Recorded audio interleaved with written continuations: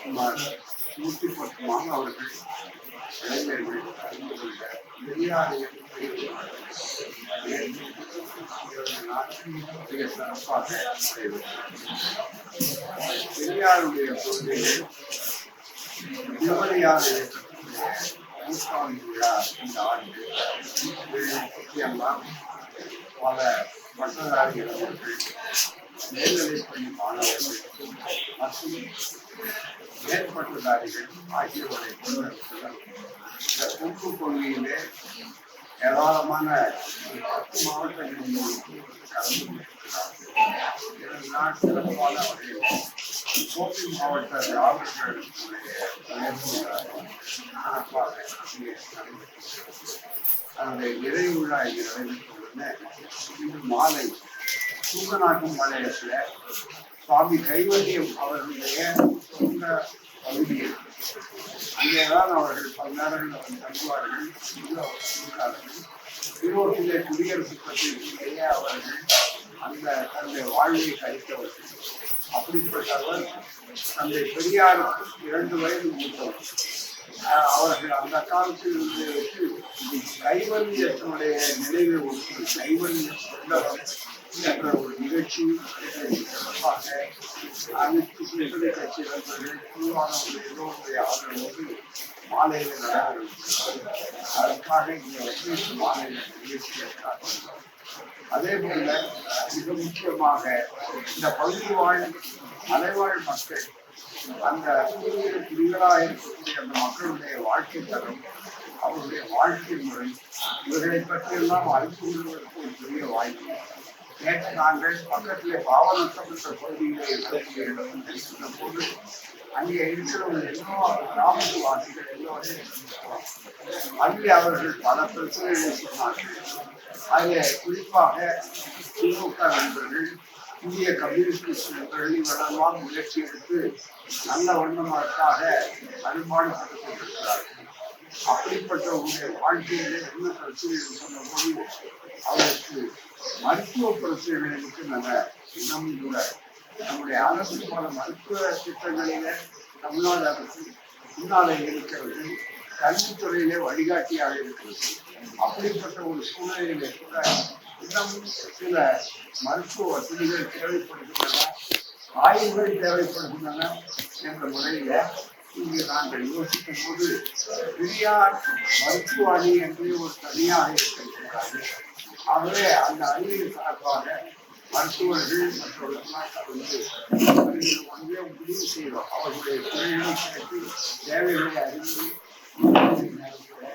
வருகின்ற இந்த அடுத்த மாதம் 17ஆம் தேதி அன்று இதே இடத்திலேயே நண்பர்களின் ஒத்துழைப்போடு சேர்ந்து சுமார் ஒரு 40 டாக்டர்கள் மற்றவர்கள் எல்லோரையுமே கொண்டு வந்து வைத்து இந்த பகுதி வாழ் மக்களுக்கு, குறிப்பாக அந்த பகுதி மற்ற பகுதிகளுக்கு, குறிப்பாக பெண்களுக்கு மற்றவர்களுக்கெல்லாம் மருத்துவ ஆய்வு செய்து அவர்களுடைய தேவைகள் எனக்கு எது தேவை என்று சொன்னார்களோ அதை முடிந்த அளவிற்கு என்னுடைய அமைப்பு செய்ய இருக்கிறது.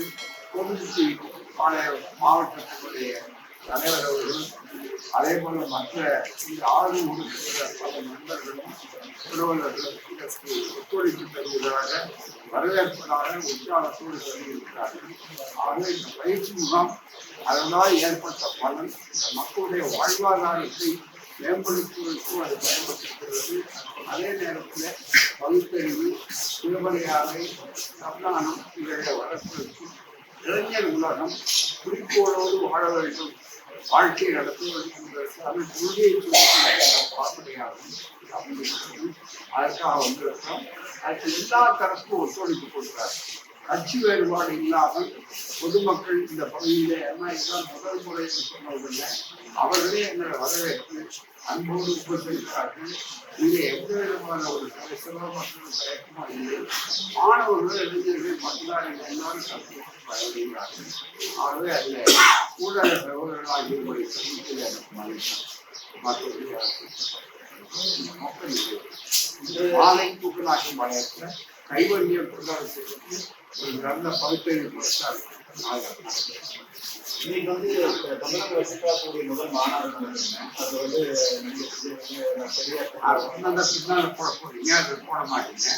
இதை பத்தி தான் கலைஞர்கள் சரியா போடுறாங்க, நடத்துறவங்களும் நடத்துறாங்க. தமிழ்நாட்டில் எத்தனையோ நிகழ்ச்சிகள் நடக்குது.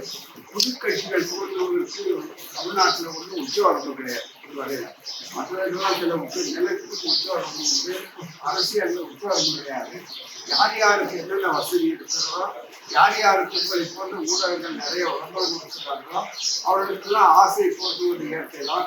அவர்களுக்கு கட்சி தோன்றுவதற்கு வேறு எந்த விதமான தடையும் கிடையாது. அவர்கள் வருகிறார்கள். வருகிறவர்களுக்கு ஒன்றை போல் நன்றாக புரிந்து கொள்ளலாம். அதுதான் அந்த புது கட்சியில் இருக்கிற ஒரு நல்ல அர்த்தம். எதையெல்லாம் மார்க்கெட்டிங் சப்ஜெக்டாக இருக்கிறதோ, எதையெல்லாம் தமிழ்நாட்டில் தவிர்க்க முடியாதோ அவைகளெல்லாம் பயன்படுத்தி வரலாம் என்பதற்கு ஒரு நல்ல உணர்வை உணர்ந்திருக்கிறார் என்பதற்கு நல்லாது. அது அந்த அளவுக்கு போக போக கொள்கை என்ன என்று சொல்லட்டும். பிறகு இந்த கருத்தை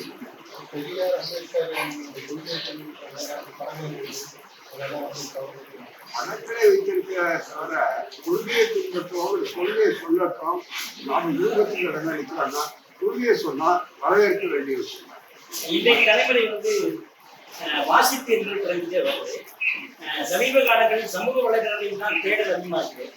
திராவிட இயக்க கொள்கைகளை அல்லது பெரியாரிய கொள்கைகள் எல்லாம் வந்து எந்த வரையில திராவிடர் கழகம் இந்த இளைஞர்களுக்கு கொண்டு செல்லிருக்கிறோம். நீங்களே பார்த்துட்டு இந்த பயிற்சி வகுப்புல முன்கட்ட என்ன பார்த்தீர்கள்? புத்தகங்கள். ஆகவே மாணவர்களுக்கு வாசிப்புங்கிறது நீங்க சொல்றது 100% சரியாது. இளைஞர்கள் மத்தியில அவர்களுக்கு இந்த சமூக வலைதளத்திலேயே அதிக நேரத்தை செலவழிக்கிறார். பல நேரங்களிலே சமூக வலைதளம் என்பது பயன்படக்கூடியதாகவும் இருக்கிறது.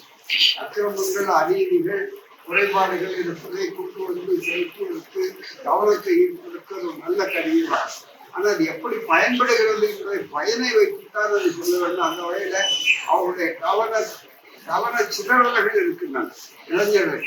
அந்த கவன சிதறல்களிலிருந்து இளைஞர்களை காப்பாற்ற வேண்டுமானால் இது போன்ற புத்தகங்கள், பயிற்சி வகுப்புகள் வர வேண்டும் என்பதற்காகத்தான் நாங்கள் ஏராளமான புத்தகங்களை வெளியிட்டு, அந்த புத்தகங்களை விலையை பார்த்தீங்கன்னா கூட அடக்கத்துக்கும் குறைவாக கொடுக்குறோம். ஏன்னா இலவசமா கொடுத்தா படிக்க மாட்டாங்க. பெரியாரே சொல்லுவார், இலவசமா கொடுத்தா பேப்பரை வாங்கி 2 கேஜி வாங்கி படம் போட்டுவாங்க. அதனாலதான் ஒரு குறிப்பிட்ட அளவுக்கு அடக்கத்துக்கு விலையை கொடுத்து, அதுவும் மாணவர்களுக்கெல்லாம் பார்த்தீங்கன்னா 50 விழுக்காடு அதிக. ஆகவே இந்த புத்தகங்களுக்கு ஏராளமா பரவுகிறது. இங்கே மிகப்பெரிய அளவுக்கு அமேசான் போன்ற உலக அளவில் இருக்கக்கூடிய விற்பனை நிலையங்கள்ல கூட நம்முடைய புத்தகங்களை நிறைய வாங்கி கொடுக்கிறாரு. உலக அளவில் ஆங்கிலம், தமிழ் மற்ற மொழிகள்ல இருக்கிறது. ஆகவே இப்போ நல்ல திருப்பம். நீங்க சொல்றது உண்மை. ஆனா இன்னைக்கு படிக்கணுங்கிற இளைஞர்கள் வருவாங்க. அதோட திராவிட முன்னேற்றங்களை ஆட்சி, குறிப்பாக நம்முடைய திராவிட நாயகர் ஸ்டாலின் அவர்கள் முதலமைச்சராக வந்ததற்கு ஒரு நல்ல ஏற்பாடு செய்திருக்கார். இந்த வாசிப்பை உருவாக்க வேண்டும் என்பதற்காக ஒவ்வொரு மாவட்டத்திலும் மாவட்ட ஆட்சியர்கள் கொடுக்கிற இந்த புத்தக காட்சி, அந்த புத்தக காட்சியில் புத்தகங்களுடைய தேவைகளை பற்றி அறிஞர்கள் பேசுகிறார்கள். புத்தகங்கள் மலிவு விலையில மக்களுக்கு கிடைக்கக்கூடிய அளவுக்கு ஏற்பாட்டை அரசாங்கமே முன்னெடுப்பு செய்வது. இந்தியாவிலேயே இந்த ஒரே ஒரு திராவிட அரசுதான் அதை அறிவை பெருக்கக்கூடிய அளவுக்கு அறிவை விரிவு செய்து விசாலமாக்கக்கூடிய பணியை செய்கிறது. ஆகவே அந்த பணி இப்போது திறந்து கொண்டிருக்கிறது. எல்லா மாவட்டங்களிலும் நடக்கிறது. சென்னையில மட்டும் ஒரு ஒரு குறிப்பிட்ட காலத்தில் நடந்தால் போதாது என்று. ஆகவே திருப்பதிப்பகம், பெரிய பதிப்பகம், புதிய எழுத்தாளர்கள் இவர்களெல்லாம் உருவாக்கப்படுகிறார்கள். படைப்பாளிகளுக்கு ஊக்கம் தரப்படுகின்ற அளவுக்கு இருக்கின்றன. ஆகவே அறிவு உலகம் அறிவு வயப்பட வேண்டும். இளைஞர்கள் நல்ல வழியில வர வேண்டுமானால் நல்ல புத்தகங்கள் படிக்க வேண்டும். நூலைப்படி என்று குழந்தைகளுக்கு சொன்னார். அந்த நூலை படிக்கக்கூடிய அளவுக்கு புத்தக வாய்ப்புகள் இருக்கின்றன.